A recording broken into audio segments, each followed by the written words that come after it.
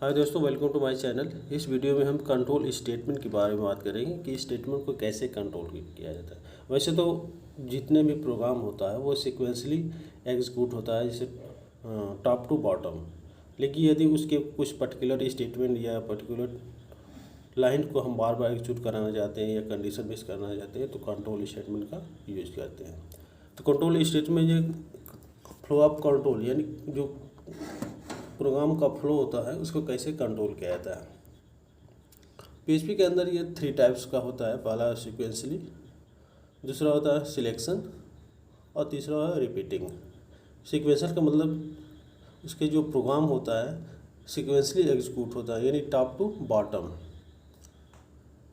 और सिलेक्शन की बात करता हूँ तो इसमें कंडीशन डिपेंडेंट होता है। यदि वो कंडीशन ट्रू है तो फर्स्ट स्टेटमेंट एग्जीक्यूट होगा, अदरवाइज और सेकेंड। तो सीक्वेंशियल में दो वेरिएबल लिया हूँ और उसको एक सी नामक वेरिएबल में असाइन कर दिया हूँ। सिलेक्शन में 2 डायरेक्शन होता है। यदि कंडीशन एग्जीक्यूट होगा तो फर्स्ट स्टेटमेंट एग्जीक्यूट होगा, अदरवाइज सेकेंड स्टेटमेंट एग्जीक्यूट होगा। तो इसके अंदर इफ़ स्टेटमेंट आता है, इफ एल्स आता है, नेक्स्ट इफ आता है। रिपीटिंग मतलब जब पर्टिकुलर कोई स्टेटमेंट को हम बार बार एग्जीक्यूट कराना चाहते हैं एक पर्टिकुलर कंडीशन पर, तो उसके लिए रिपीटिंग स्टेटमेंट का यूज करते हैं। और इसके लिए लूप यूज किया जाता है, जैसे loop, for loop, while loop, do while, for each. इसके अंदर एक पर्टिकुलर स्टेटमेंट को मल्टीपल टाइम्स एग्जीक्यूट कराते हैं। और ये जैसे फॉर लूप यूज होता है इसमें, वाइल, डू वाइल ऐसे आते हैं। जो सिलेक्शन स्टेटमेंट था, if else statement and loop. तो लूप मीन्स यानी इफ एल्स मतलब कोई पर्टिकुलर कंडीशन रहेगा, यदि वो कंडीशन ट्रू रहता है तो फर्स्ट स्टेटमेंट एग्जीक्यूट करेगा, अदरवाइज वो सेकेंड स्टेटमेंट।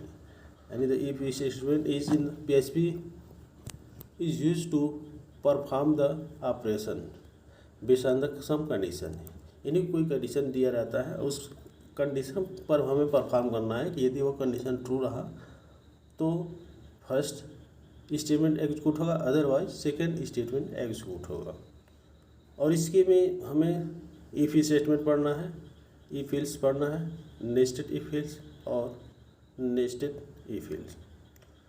ये 4 टाइप है इफ एल्स स्टेटमेंट के। और इसका एग्जांपल के थ्रू डिस्कस करते हैं कि है क्या, कैसे वो एग्जीक्यूट कराया जाए, इम्प्लीमेंट किया जाएगा। तो आइए स्टार्ट करते हैं।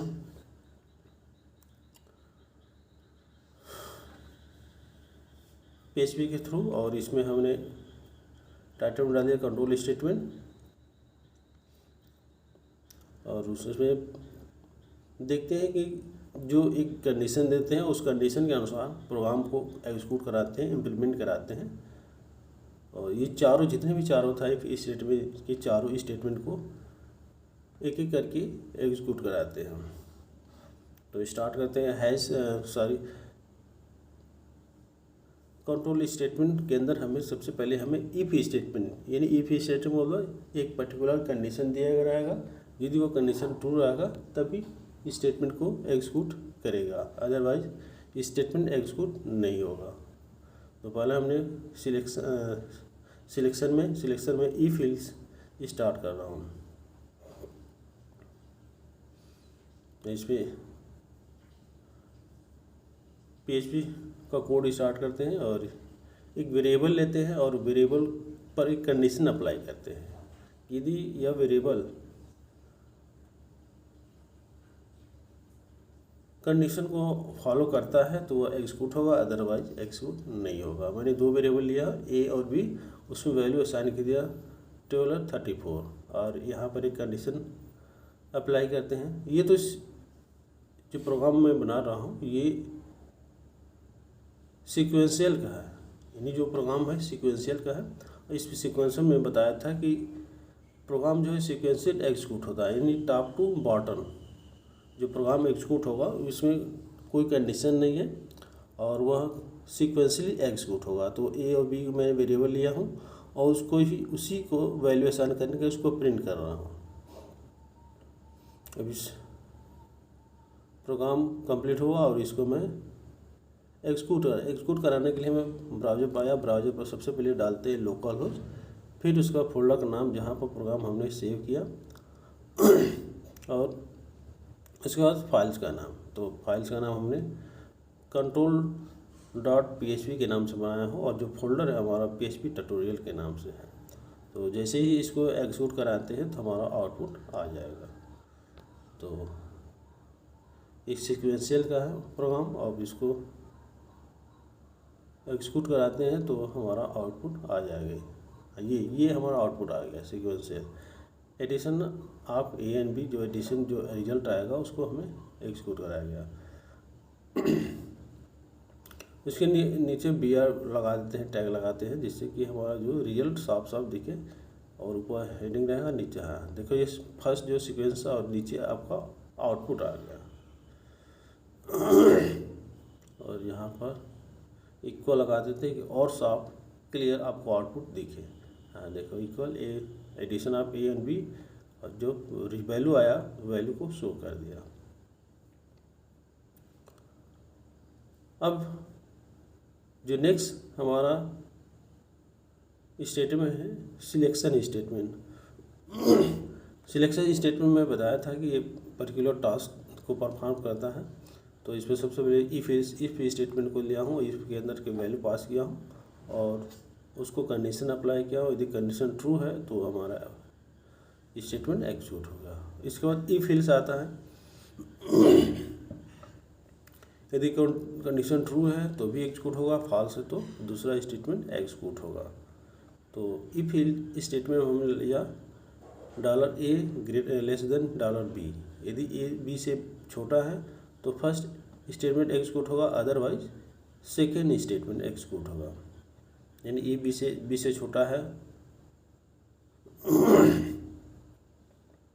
ये का जो वैल्यू है हमने 12 से कंपेयर करा है। यदि 12 से छोटा है तो A less than 12, otherwise A equal to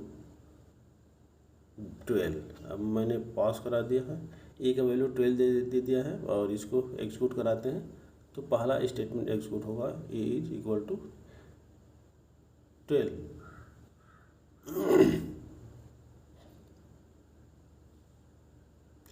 A is equal to 12।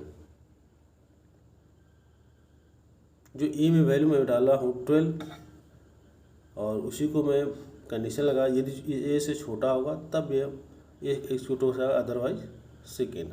एक दूसरा वेरिएबल मैं लेता हूँ, बी ले लिया। अब यहाँ पर मैसेज पास कर रहा हूँ कि जो ए जो है बी से बड़ा है या छोटा है, उसके लिए हमने मैसेज पास कर दिया। कंडीशन लगा दिया और कंडीशन में लिखा हूँ ए लेस देन बी, यानी $a लेस देन $b। यदि कंडीशन ट्रू होगा तो ए जो है बी से छोटा होगा, अदरवाइज बी जो है ए से छोटा होगा। अब देखता हूँ ए जो है बी से छोटा है, ए और बी से छोटा है, ये हमारा रिजल्ट फाइन हो गया। यदि बी का वैल्यू मैं छोटा कर देता हूँ और ए को बड़ा करता हूँ तो हमारा जो दूसरा स्टेटमेंट है वह एक्सिक्यूट होगा। अब आता है नेस्टेड इफ एल्स, यानी कंडीशन के अंदर कंडीशन के लिए हमें नेस्टेड इफ एल्स का यूज करते हैं और उसके लिए प्रोग्राम देखते हैं, उसको इम्प्लीमेंट करते हैं। इसके लिए हमने 3 वेरिएबल लिया हूँ और तीनों का वैल्यू पर्टिकुलर वैल्यू असाइन कर दिया हूँ, $a, $b और $c। और यहाँ कंडीशन में अप्लाई किया कि यदि ए बी से बड़ा है तो फिर कंडीशन अप्लाई किया कि ए जो है बी को चेक करेगा पहले, यदि ट्रू है तो फिर ए जो है सी को चेक करेगा। तो पहले कंडीशन में मैंने ले लिया ए ग्रेटर देन बी। यदि ए बी से बड़ा होगा तो कोई ज़रूर नहीं है कि सी से भी बड़ा होगा, तो फिर वो ए जो है सी को चेक करेगा। यदि ए जो सी को से बड़ा हो तो सबसे बड़ा ए हो जाएगा और उसी मैसेज को हम प्रिंट करा देते हैं। तो ई को और प्रिंट करा दिया मैंने, A greater than A greatest number, यानी ए जो है सबसे बड़ा हो जाएगा या लार्जेस्ट नंबर कह सकते हैं। Largest number. अब इसका इल्स पार्ट, यदि ये कंडीशन फॉल्स हो गया तो लार्जेस्ट नंबर में आपका सी आ जाएगा। यदि ए बड़ा लार्जेस्ट नहीं होगा तो इसका मतलब सी होगा। तो ये जो है इसको बोलते हैं नेस्टेड इफ इल्स। कंडीशन के अंदर कंडीशन, पहले इफ लगाया फिर इफ के अंदर इफ इल्स आ गया। तो दूसरी जो इल्स पार्ट है उसमें मैंने सी को लार्जेस्ट नंबर किया। यदि ये फॉल्स हो गया तो लार्जेस्ट नंबर सी हो जाएगा। अब जो पहला जो इफ इल्स में लगा हूँ ए ग्रेटर देन बी, उसका जो इल्स पार्ट लाते हैं और उसमें देखते हैं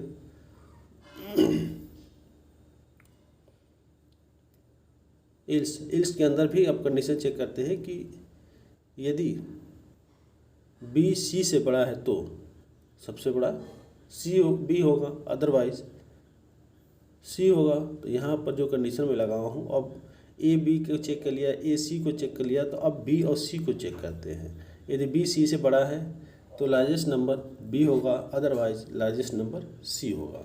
इस तरह से करने से हमें नेस्टेड इफ इल्स कंप्लीट हो जाएगा, प्रोग्राम एक्सिक्यूट हो जाएगा। तो मैंने बी और सी को चेक किया और यहाँ पर मैसेज पास कर दिया कि बी जो है लार्जेस्ट नंबर हो जाएगा यदि यह कंडीशन ट्रू रहा तो छोटा सा मैसेज मैंने पास कर दिया, बी इज लार्जेस्ट नंबर। अब इसका इल्स पार्ट के लिए हमें इल्स लिखना पड़ेगा, उसके अंदर मैसेज पास कर दें। यदि ये कंडीशन फॉल्स हो गया तो लार्जेस्ट नंबर सी हो जाएगा, लार्जेस्ट नंबर सी। अब हमारा प्रोग्राम कंप्लीट हो गया। अब इसको एग्जीक्यूट कराते हैं और देखते हैं कि रिजल्ट हमें क्या मिलता है। तो जो नंबर में दिया वैल्यू लिया हूँ, ए का वैल्यू 12 लिया हूँ, बी का वैल्यू 23 लिया हूँ और सी का वैल्यू 11 लिया हूँ। तो सबसे बड़ा बी है तो हमें बी प्रिंट होना चाहिए। अब देखो हाँ, बी इज लार्जेस्ट नंबर। तो इफ इस स्टेटमेंट जो भी वैल्यू बड़ा रहेगा उसको चेक करके हमें बता देगा कौन सबसे बड़ा। अब वैल्यू थोड़ा चेंज कर देते हैं, जो सी का वैल्यू चेंज करते हैं और देखते हैं कि क्या आउटपुट आता है। तो इस समय सी सबसे बड़ा हो जाएगा। तो तीनों वैल्यू को चेक करने के लिए हमने यूज किया था। और अब आते हैं नेस्टेड इफ स्टेटमेंट। और इसके लिए हमने एक वेरिएबल लिया मार्क्स में मैंने 70 ले लिया और 70 को मैं चेक करता हूँ। यदि यह इस नंबर को बिलोंग करता है तो वह ग्रेडिंग ए बी सी होगा, अदरवाइज वो फेल होगा। तो एक वेरिएबल लिया, वेरिएबल का नाम मार्क्स में मैंने वैल्यू को असाइन कर दिया।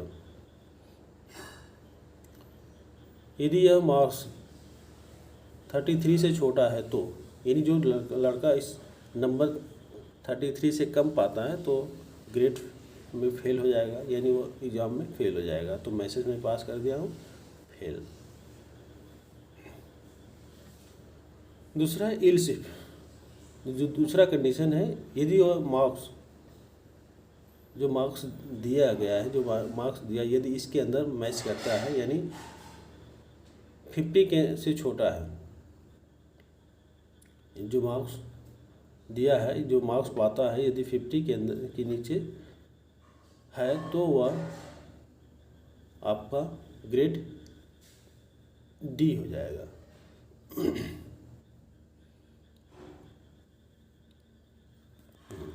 यानी जो मार्क्स है 33 से बड़ा होगा और 50 से छोटा होगा।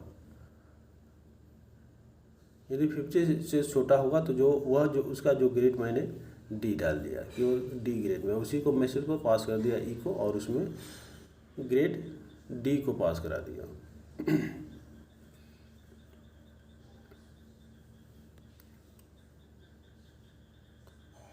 अब ग्रेडिंग इस पर लगा दिया, ग्रेडिंग डी को पास कर दिया। और इस तरह से जो दूसरा कंडीशन है इल्स इफ, उसके अंदर मैंने जो कंडीशन लगाया कि जो मार्क्स है आपका 50 से बड़ा हो और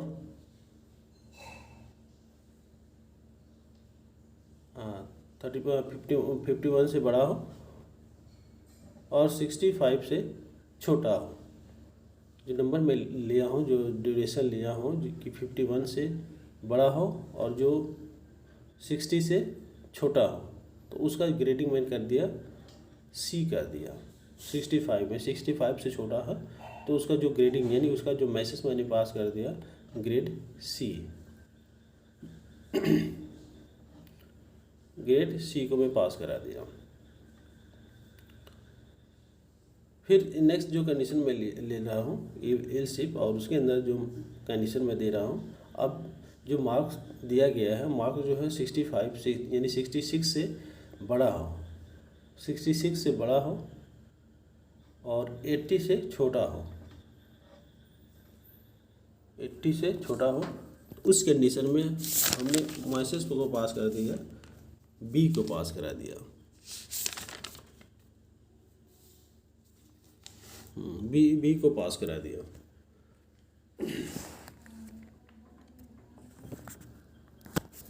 और एक छोटा सा मैसेज में पास कर दिया, इस यदि कंडीशन यदि इसके मैच कर रहा है तो हमने ग्रेड बी को पास करा दिया। इसको फिर जो से हमने कंडीशन अप्लाई करता हूँ, यदि जो मार्क्स दिया गया है 81 से बड़ा हो और 90 से छोटा हो, यानी 81 से बड़ा हो और 90 से छोटा हो, तो यहाँ पर मैंने मैसेज पास कर दिया, वह जो ग्रेडिंग आएगा ए के अंदर आएगा।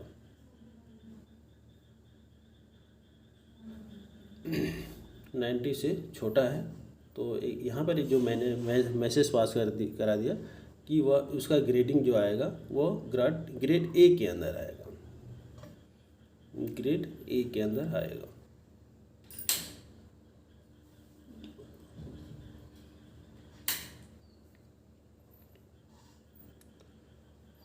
और एक और कंडीशन अप्लाई करता हूँ,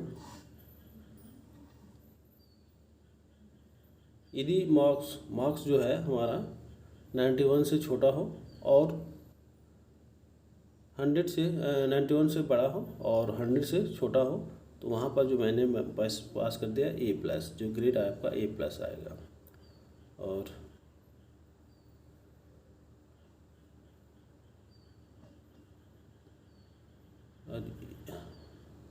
यहाँ पर इफ एल्स में डाल दिया, यदि ये मार्क्स जो है 91 से बड़ा हो और 100 से छोटा हो, तो उसको जो ग्रेड मैंने A+ कर दिया, यानी एक्सेलेंट को मैसेज को पास करा दिया।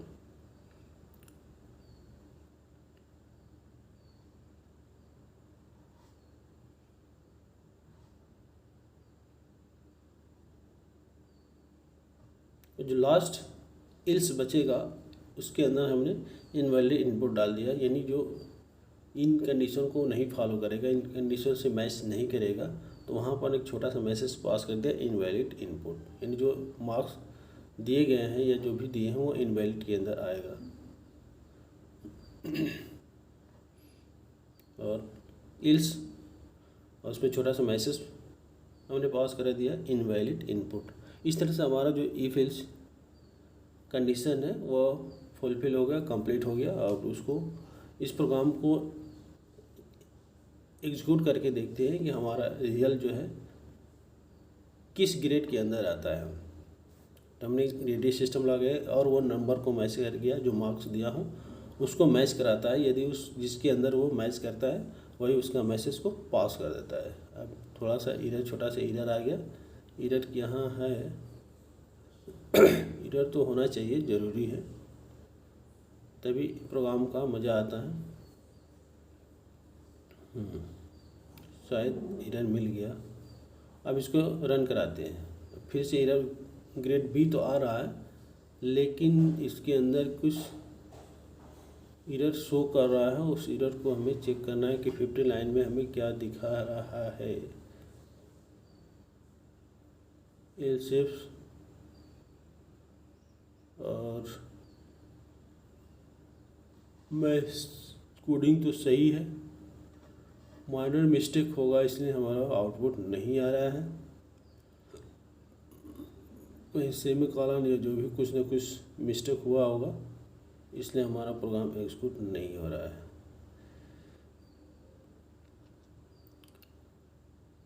Fail B D C grading आ गया और यहाँ पर हमें कहीं ना कहीं मिस्टेक है, इसलिए हमारा आउटपुट नहीं आ रहा है और उसको ढूंढना है हमें कि कहाँ आउटपुट है, कहाँ मिस्टेक है। तो अभी भी हमारा कंप्लीट नहीं हुआ है। 25 में बता रहा है कि 25 में कहीं मिसिंग है। 25 में कहीं न कहीं मिसिंग है। तो क्या है मिसिंग, उसी को मैं हमको चेक करना है। हाँ, ये टाइप करने में हमें गलती हमें बोला था कि माइनर मिस्टेक होगा, इसलिए हमारा आउटपुट नहीं आ रहा है। अब हमारा आउटपुट आ गया, यानी जो मार्क्स में दिया हूँ वह ग्रेड बी के अंदर आता है। जिसे हमारा जो एरर था मिली, अब यहाँ पर चेक करके मार्क्स के अंदर वैल्यू को चेंज करके भी देख सकते हैं कि किस ग्रेड के अंदर आ रहा है। तो हमने फिर से मैंने मार्क्स को दे दिया, चेक कर दिया। अब देखता हूँ जो ग्रेड सिस्टम किसके अंदर आता है। तो अब जो है ग्रेड ए के अंदर आ गया है। नहीं, मैं जो मार्क्स दिया था उसको 85 कर दिया, तो वो ग्रेड ए के अंदर आने लगा, आ गया।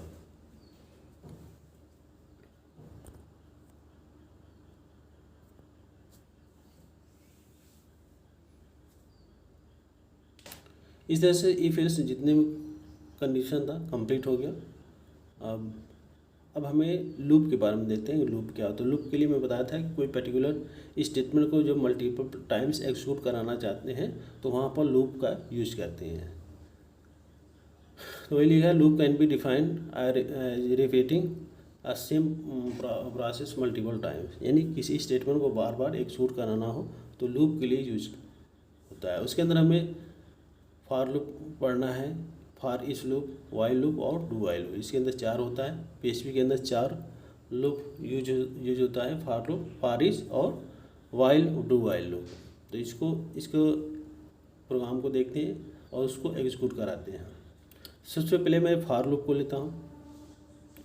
फॉर लूप को एक वेरिएबल पास कर दिया और उसका जो रेंज है वैल्यू डाल दिया 1, और उसको मैं चेक किया कि वो जो वैल्यू है 1 जो 10 से छोटा है या इक्वल है, और i प्लस प्लस कर दिया। तो यहाँ तक लूप चलता जाएगा और प्रिंट होता जाएगा। तो इसी को मैसेज पास कर दिया, i को मैसेज पास कर दिया, और जितने भी उसका वैल्यू है, जितने बार कंडीशन ट्रू रहेगा वो एक एक वैल्यू को प्रिंट करता जाएगा। और $i को हमने प्रिंट करा दिया और उसको आउटपुट चेक करते हैं। प्रोग्राम हमारा कंप्लीट हो गया। अब इसका आउटपुट देखते हैं।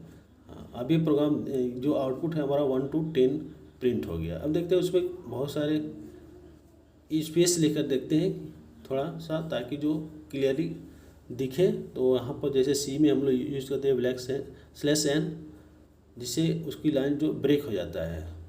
अभी जो प्रोग्राम रिजल्ट देख रहा था हॉरिजॉन्टल लाइन में पास था, लेकिन अब उसको वर्टिकल लाइन में बनाने के लिए हमें पहले तो /n लगाना पड़ेगा और नीचे ब्रेक स्टेटमेंट को प्रिंट करना पड़ेगा। तो जो आउटपुट था वो वर्टिकल में प्रिंट होगा। अभी हॉरिजॉन्टल में प्रिंट हो रहा था, अब वर्टिकल में प्रिंट होगा।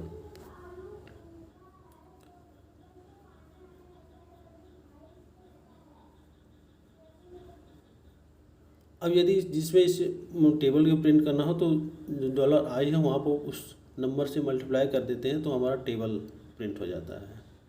अब फारिश में देखते हैं। फारिश में कोई वेरिएबल लेते हैं और एरे का वैल्यू को असाइन कर देते हैं। तो हमने $a लिया, $a में एरे लिया, एरे के अंदर मैंने एलिमेंट ले लिया 11, 22, 33, 44 और 55, ऐसे मैं वेरिएबल ले लिया 66 और उसको एरे में डाल दिया, उसको असाइन कर दिया $a में। अब फारिश का यूज़ करते हैं। फारिश के अंदर मैसेज पास करते हैं $a एज $ARR, यानी फारिश के मतलब जो वेरिएबल असाइन होता है इस पहले वेरिएबल को डालते हैं, फिर एज डालते हैं और जिसके अंदर वो साइन हो रहा है उसका वेरिएबल असाइन कर देते हैं। तो जब भी इसको प्रिंट करते हैं तो दूसरा जो लेते हैं उसको इको के अंदर यानी मैसेज के अंदर पास कर देते हैं, तो वही हमारा आउटपुट आ जाता है। तो $A ARR, अब जो ए का जो वैल्यू है $ARR में पहुंच जाएगा। अब इसी ARR को प्रिंट कर देते हैं। इको लगाया, फिर $ARR जैसे ही डालते हैं और इसको एक्सिक्यूट कराते हैं तो जितना भी वैल्यू एरे के अंदर है वो हमें डिस्प्ले कर देगा, रिजल्ट डिस्प्ले कर देगा। तो ये प्रोग्राम कंप्लीट हो गया। अब इसको सेव करते हैं और इसको एग्जीक्यूट कराते हैं। जैसे ही एग्जीक्यूट कराएंगे तो हमारा प्रोग्राम एग्जीक्यूट हो जाएगा। अब ये कुछ इसमें भी कोई एरर दिख रहा है, माना एरर होगा। अब देखते हैं एरर क्या है। तो एरर तो हमारा सही है, फॉर ए वेरिएबल लिया और उसमें मैंने ARR को पास कर दिया।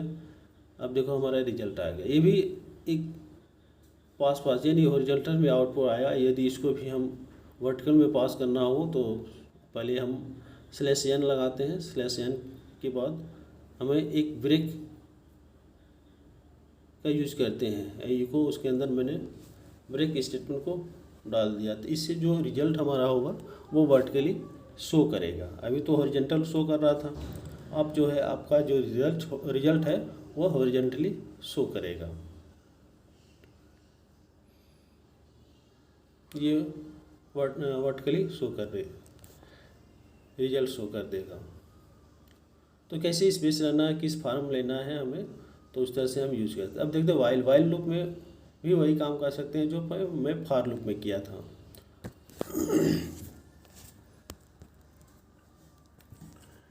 यह भी एक वेरिएबल लेता है आई, और आई में 1 डाल दिया और कंडीशन अप्लाई करते हैं वाई, और उसमें मैं डालता हूँ $i <= 10, तो प्रिंट कर देगा आई की वैल्यू को।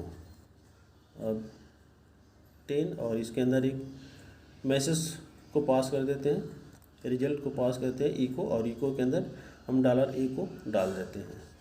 तो जो लूप चलता रहेगा और वैल्यू को प्रिंट करता रहेगा।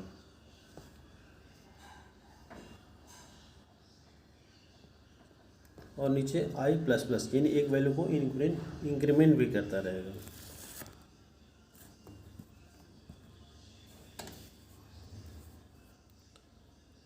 अब इसको प्रिंट कराते हैं तो वही वैल्यू फिर वही हॉरिजॉन्टली आउटपुट आ गया। यहाँ भी यदि इसको न्यू लाइन में करना है तो वही जो मैं लिया था /n, और नीचे एक ब्रेक लगा देते हैं। इससे हमारा जो आउटपुट है वर्टिकली प्रिंटेड होता है। अब थोड़ा स्पेस आ गया। अब जब ब्रेक लगाएंगे तो हमारा जो है वर्टिकली आउटपुट दिखेगा। इसके बाद आता है do while loop. Do while मतलब सबसे पहले डू यूज होगा और उसके अंदर मैसेज को पास करा देते हैं, फिर कंडीशन लगाते हैं। तो वाइल में तो पहले कंडीशन आता है, फिर कंडीशन के बाद स्टेटमेंट को प्रिंट कराते हैं, उसके बाद अपडेट होता है। लेकिन डू वाइल में पहले एक बार स्टेटमेंट को प्रिंट कराते हैं, तब जाके स्टेटमेंट को चेक करता है, इस कंडीशन को चेक करता है।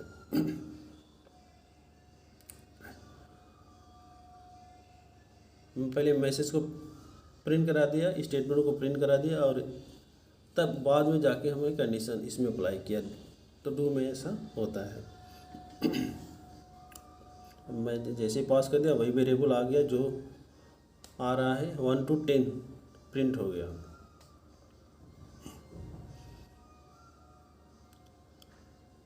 न्यू लाइन के लिए इस थोड़ा सा स्पेस के लिए /n लगाते हैं और देखते हैं हम थोड़ा सा स्पेस, जो रिजल्ट आया आउटपुट आया उसमें से थोड़ा स्पेस आ गया। अब देखते हैं ब्रेक हो गया, कंटिन्यू हुआ एंड स्विच हो गया। ब्रेक मतलब लाइन को ब्रेक करना और कंटिन्यू मतलब लाइन को कंटिन्यू करना।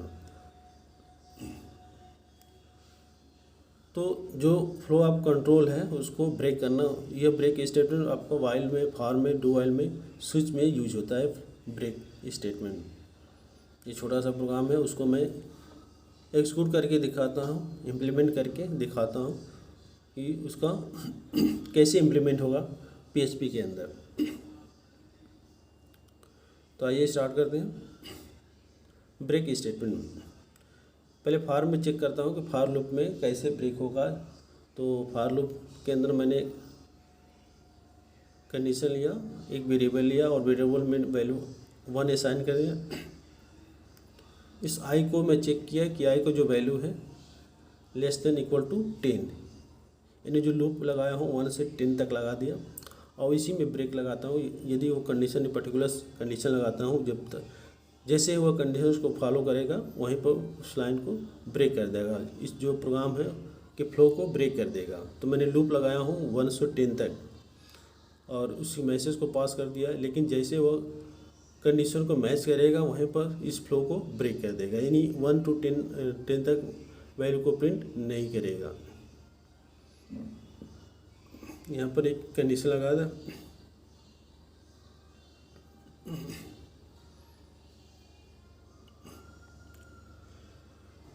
यहाँ कंडीशन लगाया था कि इफ़ $i=5, यानी $i जैसे 5 आएगा वहीं पर इसके फ्लो को ब्रेक कर देगा, पूरा प्रिंट नहीं होने देगा, क्योंकि मैंने कंडीशन अप्लाई कर दिया। अब प्रोग्राम हमारा कंप्लीट हो गया। अब इसको एक्सिक्यूट करा के देखते हैं।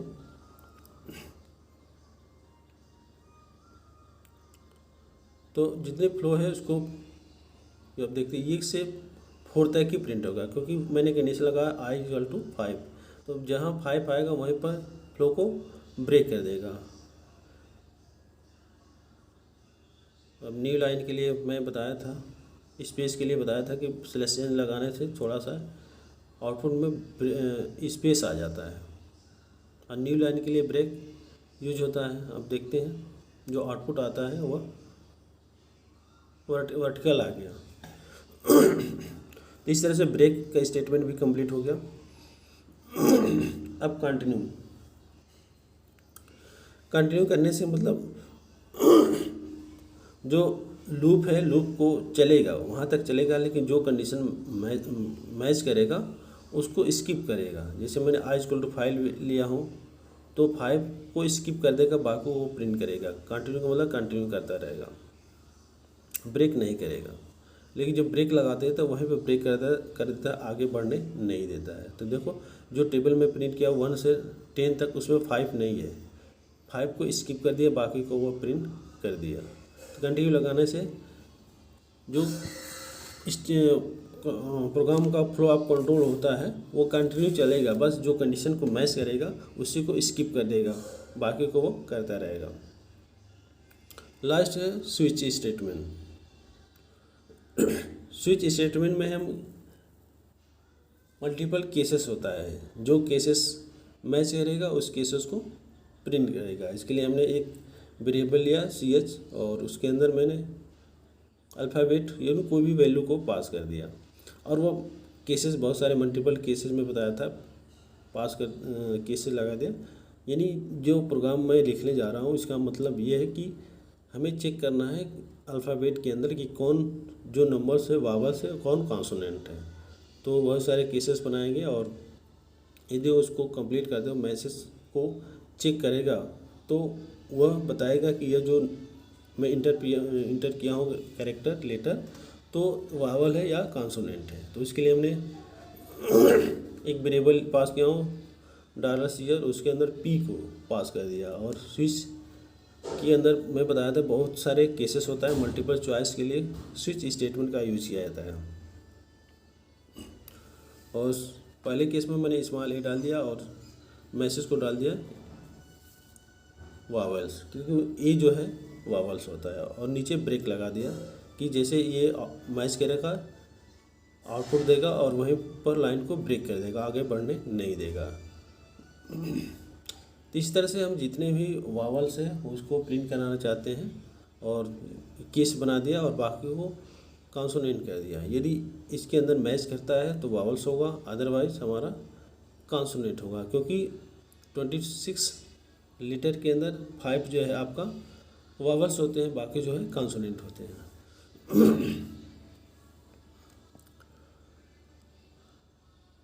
तो ये इतना मैंने केसेस डाल दिया A-E-I-O और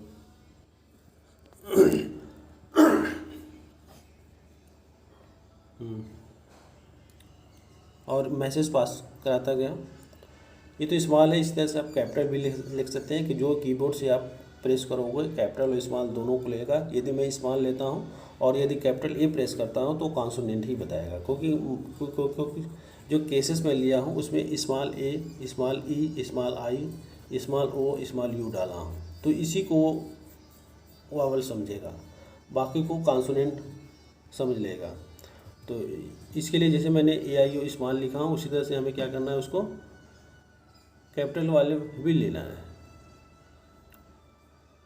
अब मैं आउटपुट लिया लेकिन आउटपुट आया नहीं, तो देखता हूँ क्या एरर है। एक वेरिएबल लिया और उसके अंदर पी डाल दिया,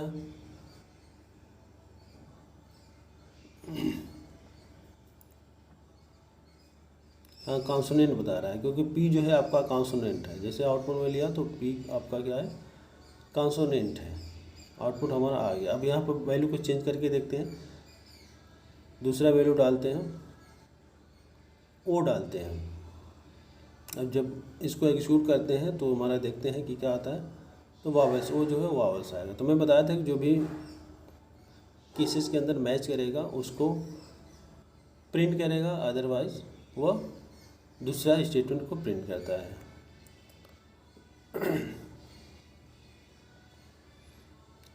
अब देखो, जब मैं कैपिटल ओ डाला हूँ तो उसको कॉन्सोनेंट बता रहा है, क्योंकि हमने जो केसेस लगाया उसके अंदर small A, small E, small I, small O और स्मॉल यू डाला हूँ, तो इसी को मैच करेगा। इसके अतिरिक्त कुछ भी यदि मैं प्रेस करता हूँ तो उसको हमें क्या बताता है, कॉन्सोनेंट बताता है। तो इसके लिए फिर से मैं capital A, capital E, capital I, capital O और कैपिटल ओ डालता हूँ। इसके थ्रू जब कुछ भी अब इनपुट करेंगे कीबोर्ड से तो हमें उसका रिजल्ट दे देगा। अब कैपिटल को भी समझेगा, पहले कैपिटल को नहीं समझता था, वो कॉन्सोनेंट बन जाता था, लेकिन अब जो है इसमें दोनों कैपिटल और स्मॉल दोनों में डाल दिया। अब जैसे मैं इनपुट प्रेस करता हूँ तो वावल्स आ जाएगा, क्योंकि कैपिटल ओ हो या स्मॉल हो दोनों वावल्स ही होते हैं। तो केस बनाने के लिए हमें ये डालना पड़ेगा, ए से लेकर ए आई ओ यू, इनको छोड़कर बाकी जितने भी है लेटर वो आपका कॉन्सोनेंट होता है। अब यहाँ पर मैंने ई डाली है, ई भी आपका क्या है, कॉन्सोनेंट वावल्स है, ये भी वावल्स को प्रिंट करेगा। Thank you watching for video.